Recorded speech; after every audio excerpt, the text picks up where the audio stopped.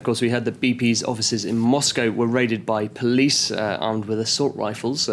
This followed on from ExxonMobil's announcement that they had a link up with Rosneft, the Russian state-backed oil firm, to drill in the Arctic. Now, of course, BP had announced a similar deal of its own back in January, but this hit the buffers. In fact, basically the problem there was that BP already had a joint venture in the country called TNK BP, and shareholders in TNK BP in Russia they accused BP of going behind its back, essentially, to come to this agreement with Rosneft. And part of the ongoing recriminations over that disagreement is what Wednesday's raid was all to do with. But, of course, BP is saying that the raid and the way it was carried out, in part, was completely unjustified. It's becoming more and more a part of the business landscape there in Russia. And to talk about this, now we're joined by Saket Vemprala, who is an analyst, oil and gas industry analyst for Business Monitor International, who provide intelligence on doing business in countries and markets across the world. Thank you very much for joining us this morning, Saket. Firstly, could I ask you, of course, this isn't the first time that BP has faced these sort of problems in the Russian market, is it? No, not at all. In fact, in 2008, Russian police raided the offices of TNK BP, and at the time, there was a lot of controversy regarding TNK BP's ownership of the Kavikta gas field, and it was widely speculated that Russia was attempting to strong-arm TNK BP into effectively handing over the field to Gazprom at a good price. These kind of tactics are usually seen whenever the Russian state is feeling empowered by high energy prices. Although at the moment, it does appear that the most recent raid was as the result of a court action relating to the legal case that you just alluded to between TNK BP and its British partner.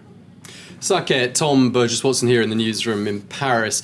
Is this sort of thing, armed raids, is that part of the territory really when doing business in Russia? I'm afraid so. The Russian state generally is not particularly subtle when it comes to making its point, and I think there's a lot of nationalism surrounding the energy sector. The Russian state ideally would prefer to develop its oil and gas resources on its own, but it does recognize that it needs the capital and expertise of foreign companies. But reading the tea leaves of the political environment and the business environment can often be very tricky for oil companies, which is why you see these significant highs and lows. On the one hand, you can have a massive deal like with Exxon and Rosneft that was announced yesterday, but at the same time you can also have deals collapsing and companies being accused of everything from tax embezzlement to visa violations and so much else.